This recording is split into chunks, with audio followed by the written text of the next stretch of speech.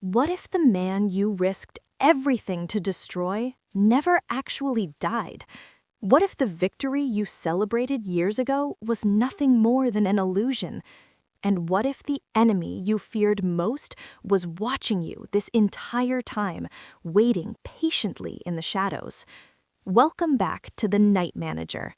After nearly a decade off-screen, the BBC's iconic spy thriller has returned, and Season 2, Episode 3 delivers the most shocking twist in the show's history. This episode doesn't just raise the stakes, it completely rewrites everything we thought we knew. Today, we're breaking down the full story of Episode 3, from the opening moments to that jaw-dropping final reveal, explained deeply, clearly, and completely. Let's begin. Episode 3 picks up in the immediate aftermath of Jonathan Pine's most reckless gamble so far.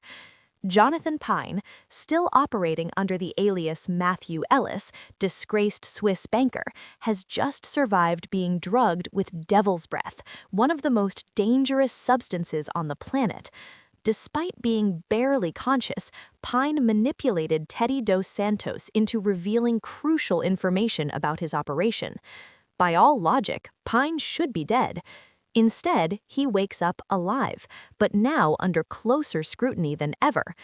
Teddy's world is tightening around him, and Pine knows that if he doesn't secure proof of Teddy's arms shipment within hours, he won't just lose the mission, he'll lose his life.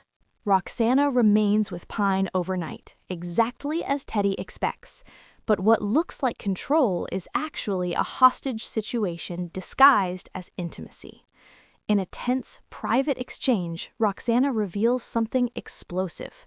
British-made weapons are part of Teddy's shipment. That's the evidence Pine needs to bring the entire operation down. But Roxana sets a condition. She will help only if she walks away clean. No prison, no blood, no consequences. Pine tries to assert control, but Roxana pushes back hard, reminding him of the truth. He may be a spy, but he is completely exposed. This is no romantic partnership like Pine once had with Jed.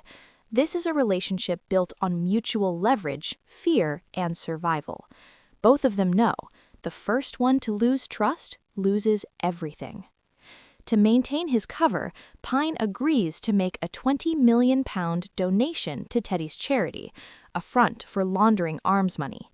They travel to Cartagena, Colombia, where the deal will be finalized.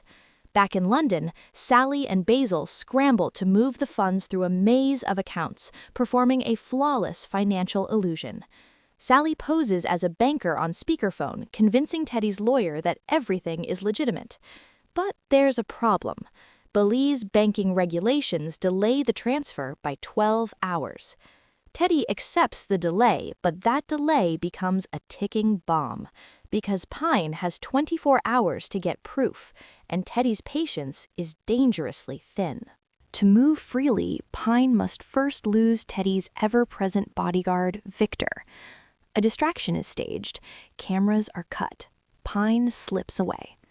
Inside the lawyer's office, Pine searches for the documents that could end everything, but the briefcase is empty.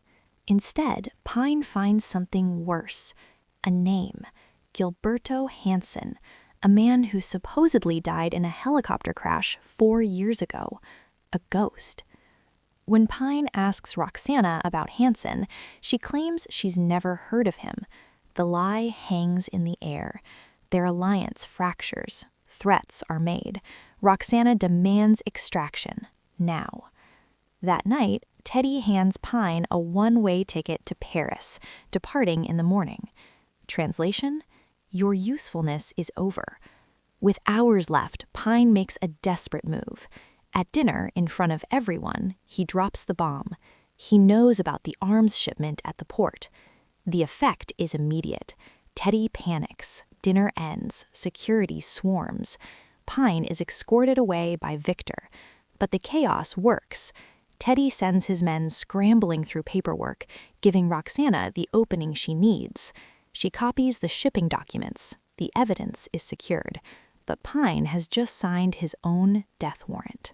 Pine is taken to a fishing trawler. Teddy is waiting. This is not intimidation anymore. This is an execution.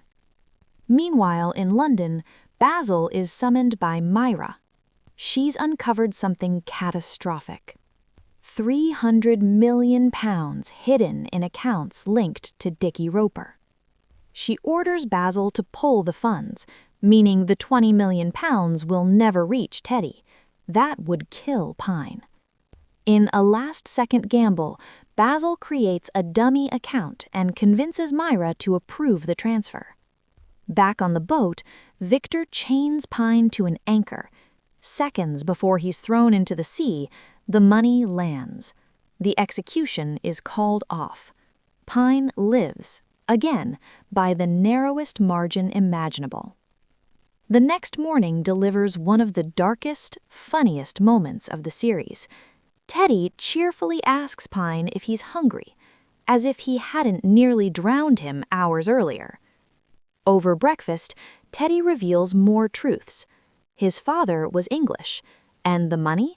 It's not just for weapons. It's for building a private army, soldiers for hire, trained across the country. For who? Teddy refuses to say, but Pine now knows the truth is circling one name, Gilberto Hanson. Back at the hotel, Roxana delivers the documents. Before leaving, Pine asks about her past. She finally opens up. Her father was murdered by a militia group. His body was dumped at their home. She fled to America with her mother. This isn't a woman chasing danger for thrills. She's chasing control because chaos once destroyed her life. A moment almost turns intimate, but Pine pulls away. He tells her the truth. Everyone who gets close to him suffers. Before anything can happen, Sally interrupts. Teddy is leaving. Pine follows Teddy's helicopter into the mountains. The location is registered to Gilberto Hanson. Hidden in the trees, Pine watches a meeting unfold. A politician arrives. A general arrives. Then the final figure steps forward. The voice is unmistakable. The face confirms the impossible. Richard Roper. Alive. The man declared dead. The villain defeated in Season 1. The ghost haunting Pine's entire mission. Hugh Laurie returns. Richard Roper faked his death. He rebuilt his empire under a new identity. Teddy isn't the mastermind, he's the heir. And Jonathan Pine hasn't escaped his past. He's walked straight back into it. If Roper is alive, Pine's chances of survival drop to nearly zero. The game isn't new anymore, it's personal. Episode 3 doesn't just twist the story, it rewrites the entire series. Everything Pine fought for, everything he lost, may have been for nothing. And now the man he hates most is back. If you enjoyed this full breakdown, like the video, subscribe, and comment your thoughts, because the Night Manager has officially changed the game, and this war is far from over.